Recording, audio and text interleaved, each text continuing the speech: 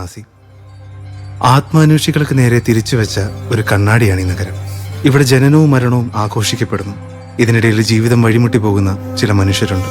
അത്തരത്തിലിടയിൽ എവിടെയോ പകച്ചുപോയ രവിയുടെയും അയാളുടെ മകൻ ബാലന്റെയും കഥയാണിത്. വളരെ പണിപ്പെട്ടാണ് രവി ജോത്സ്യൻ പറഞ്ഞ പ്രകാരം കടയുടെ പുതുക്കിപ്പണികൾ ആരംഭിച്ചത്. ഒരു ജോത്സ്യൻ എന്നതിനുപരി കാലത്തിനും മനുഷ്യനിർമ്മിത സമയത്തിനും അധീനനായ അയാൾ നിരന്തരമായി ഭാവിഭൂതകാലങ്ങളിലേക്ക് യാത്ര ചെയ്തിരുന്നുവെന്ന് ആ നാട് മുഴുവൻ വിശ്വസിച്ചിരുന്നു. അയാൾ മുൻകൂട്ടി പറഞ്ഞ വിധി പോലെ രവിയുടെ ഭാര്യ ഹൃദയാഘാതം വന്ന് മരണപ്പെട്ടതു മുതലാണ് രവിയും അയാൾ അന്ധമായി വിശ്വസിക്കാൻ തുടങ്ങിയത്. ബാലന്റെ ജീവിതത്തിലെ പല പ്രധാന ഘട്ടങ്ങളിലും രവിയുടെ തീരുമാനങ്ങൾക്ക് പങ്കില്ലായിരുന്നു. ബാലന്റെ പഠനം ഇടയിൽ ഒരു കൊല്ലം നിർത്തിവെച്ചതും അവനെ ഒരു വർഷം മുഴുവൻ വീടിനുള്ളിൽ പൂട്ടിയിട്ടതും ജോത്സ്യന്റെ നിർദ്ദേശപ്രകാരം തന്നെയായിരുന്നു. അതിനുശേഷം രവി ജോത്സ്യനെ കാണുന്നത് ബാലൻ എതിർത്തിരുന്നു. ബാലന് 21 തികഞ്ഞ അന്ന് രവി വീണ്ടും ജോത്സ്യനെ കാണാൻ ഇറങ്ങി. അന്ന് ജോത്സ്യൻ പറഞ്ഞ കാര്യങ്ങൾ കേട്ട് രവി ഭയപരവശനായി. അയാൾക്ക് തന്റെ ബോധം മറയുന്നത് പോലെ തോന്നി.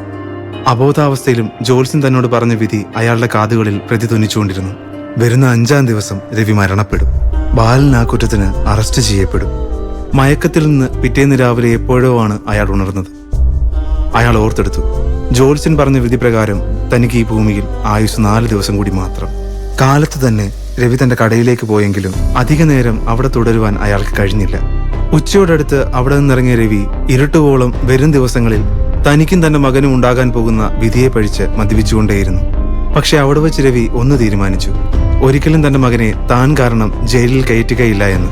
തുടർന്നുള്ള 2 ദിവസങ്ങളിൽ ജോത്സ്യൻ തന്നോട് പറഞ്ഞ വിധി നടക്കുവാനിടയുള്ള സാധ്യതകളെപ്പറ്റിയുള്ള അന്വേഷണത്തിലായിരുന്നു രവി.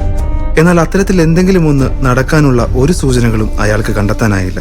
4-ാം ദിവസത്തിന്റെ രാത്രി തന്റെ മനസ്സിനെ അലട്ടുന്ന ഈ വലിയ പ്രശ്നത്തെപ്പറ്റി മകനോട് പറയണമെന്ന് തോന്നിയെങ്കിലും അയാൾക്ക് അതിനുള്ള ധൈര്യം ഉണ്ടായില്ല. രവി മദ്യക്കുപ്പി വലിച്ചെറിഞ്ഞ് പുറത്തേക്ക് ഓടി. തന്റെ അച്ഛനെ ആദ്യമായിട്ടാണ് ബാലൻ ഇത്രയധികം മദ്യപിച്ച് കാണുന്നത്. ബാലൻ ഭയത്തോടെ അയാൾക്ക് പിന്നാലെ ഇറങ്ങി. കരകവിഞ്ഞൊഴുകിയ ഗംഗാ നദിയുടെ ശബ്ദം ബാലന്റെ കാതുകളിൽ വലിയൊരു ഭയമുണ്ടാക്കി. അത് ശരിവെക്കുവോളം ബാലൻ കാണുന്ന കാഴ്ച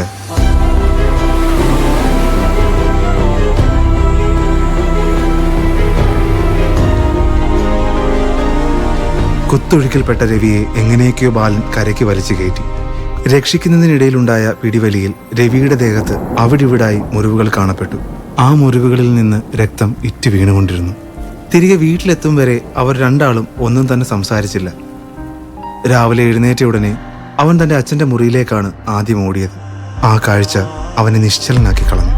തുടർന്ന് നാട്ടുകാർ ഓടിക്കൂടിയതും പോലീസ് വന്ന് ബോഡി അഴിച്ചു മാറ്റിയതും എല്ലാം അവൻ മരവിച്ച ശരീരവും നിറഞ്ഞ കണ്ണുകളുമായി കണ്ടുനിന്നു. രവിയുടെ ശരീരത്തിൽ കാണപ്പെട്ട മുറിവുകളിൽ ആശങ്ക തോന്നിയ ഒരാൾ അക്കാര്യം ഉന്നയിച്ചപ്പോൾ ആചാരാനുഷ്ഠാനങ്ങൾ താൽക്കാലികമായി നിർത്തിവെച്ച് കൂടുതൽ പരിശോധനകൾ നടത്തുവാൻ പോലീസ് ആരംഭിച്ചു. രവിയുടെ ശരീരത്തിലെ മുറിവുകൾ ബാലനിലേക്ക് പോലീസിന്റെ സംശയം എത്തിച്ചു. രവിക്കായി ചിതയും ബാലനായി വിലങ്ങും കാത്തിരുന്നു. ബാലൻ ആരോടും ഒന്നും പറഞ്ഞില്ല. അവന് ആരോടും ഒന്നും തന്നെ പറയാനുണ്ടായിരുന്നില്ല. അവനും തന്റെ അച്ഛനെ പോലെ എല്ലാം ജോത്സ്യന്റെ വിധിക്ക് വിട്ടുകൊടുത്തിട്ടുണ്ടാകണം.